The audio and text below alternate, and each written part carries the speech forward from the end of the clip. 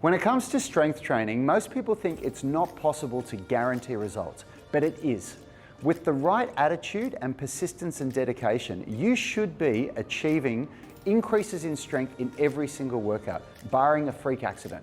We are the gym that teaches people how to move instead of just exercise, because we believe that health is about performance, not just body image. If you want to get seriously strong, then one of the first things that you need to implement into your training is progressive overload. If you understand how to do this, you will never plateau, and it's very likely you won't get injured either. And the key to progressive overload is, wait for it, drum roll please, patience and consistency. Yeah, that's right. You need to be patient, you need to be consistent. So what is it? What's progressive overload? Well, put really simply, it's the way that your body adapts to the stimulus that you're giving it, which makes it stronger. So in a really simple way, a really simple explanation of progressive overload.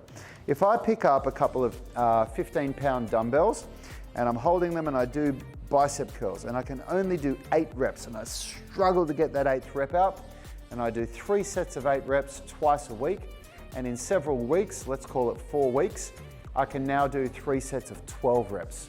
So then I put down the 15-pound dumbbells and I pick up the 17-pound dumbbells and I can do 8 reps again, and I repeat that process until I get to the 20-pound dumbbells.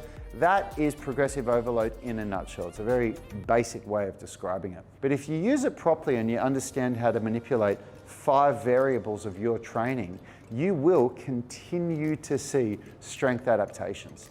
So what are the 5 variables? Well, we've got intensity, we've got volume, we've got recovery, tempo, and complexity.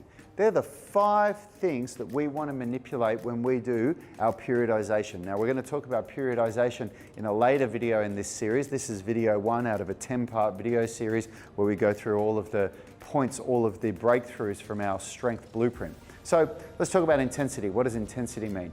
Well, intensity refers to how heavy. So volume refers to how much, intensity means how heavy.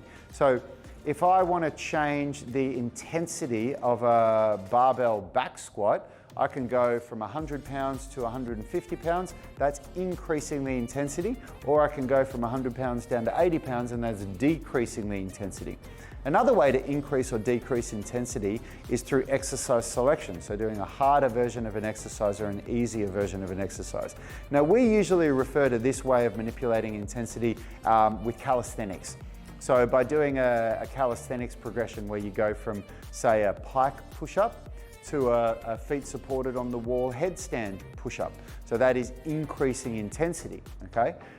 Because you're doing a harder variation of an exercise that works the same muscle groups.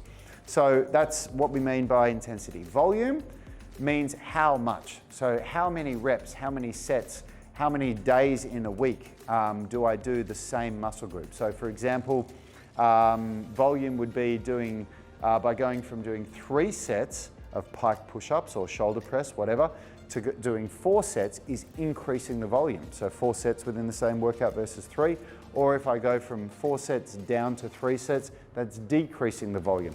Another way you can increase the volume within the same workout is by doing another 3 sets of a different exercise on the same muscle group. So I could do doing shoulder press with a barbell shoulder press, and then I could add in a few sets of dumbbell shoulder press, and that's increasing volume, okay? You can also increase or decrease volume by adding extra days or reducing the days of doing the same exercises or the same muscle groups within a week.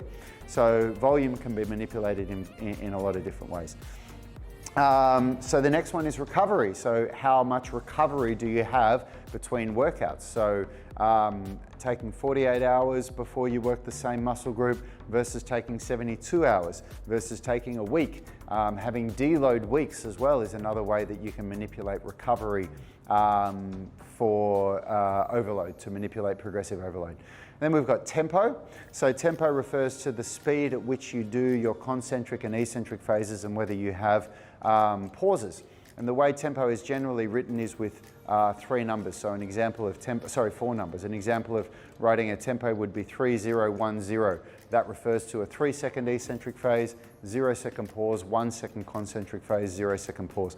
And the way that you manipulate that tempo by potentially adding a pause between the eccentric and concentric, a pause between the concentric and eccentric phase, or how fast or slow your concentric and eccentric phases are.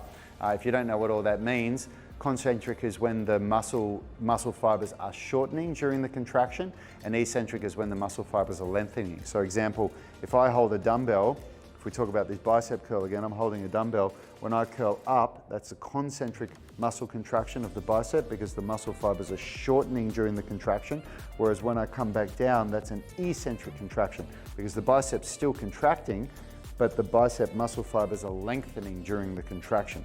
So that's what tempo refers to. It's how fast or how slow those contractions are happening and whether there's pauses or not. And then last is complexity, so exercise complexity. So going from a lower complexity exercise to a more complex exercise or vice versa. So manipulating any or all of those things are the way that we continue to achieve progressive overload, which is a massive, massive part of strength development.